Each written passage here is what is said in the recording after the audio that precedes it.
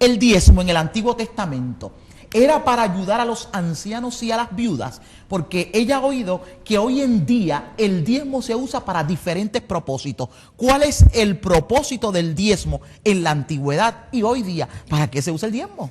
En el Antiguo Testamento, el diezmo, como las primicias, como unas ofrendas que se recogían, sobre todo los viernes antes de las 6 de la tarde, en el Antiguo Testamento, que se llamaban las ofrendas para menesterosos. Todo eso se llevaba al alfolí sacerdotal. Y obviamente desde el alfolí entonces se ayudaba a las viudas, se ayudaba a los menesterosos mediante un proceso que era muy rígido. No era cuestión de que una mujer por ser viuda llegara allí y le ayudaba, no. Era mediante un proceso rígido. Desde luego la iglesia primitiva, por ser en su origen también, por ser en su origen judía, pues también practicó el concepto del diezmo. Y en alguna medida la iglesia primitiva estableció que todos los diezmos fuesen a parar a las arcas de la iglesia primitiva para de esa manera, perdón, no los diezmos, sino el ingreso total, porque la iglesia primitiva cambió el concepto de diezmo a ingreso total.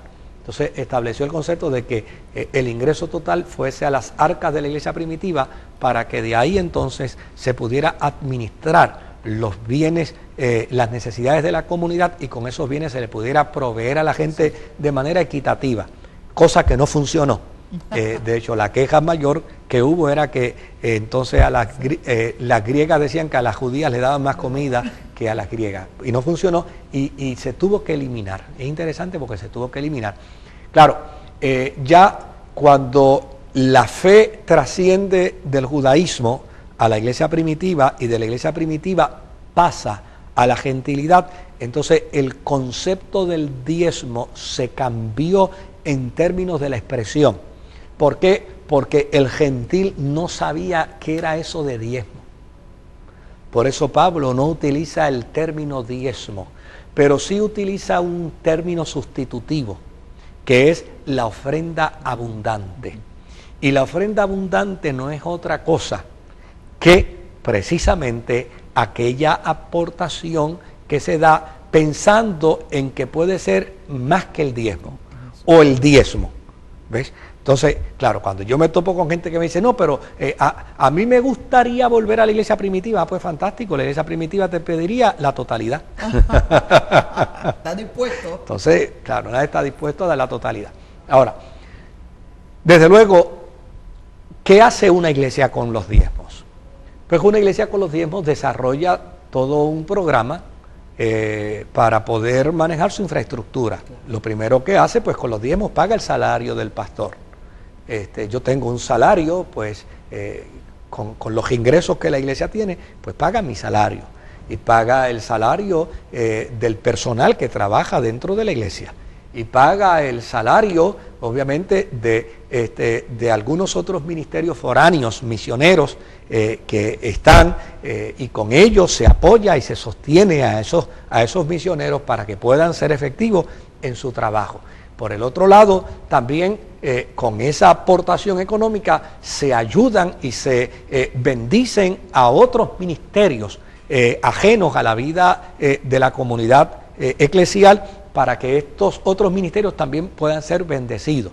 Y con ellos se paga la luz, y con ellos se paga el agua, y con ellos se cubren los demás gastos que puedan haber, en fin, y con ellos se crea un presupuesto para los proyectos futuros que la iglesia pueda tener.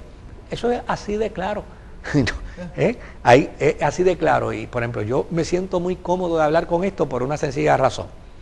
Porque en nuestra iglesia, primero, no acostumbramos a estar exigiéndole mediante manipulación dinero a la gente.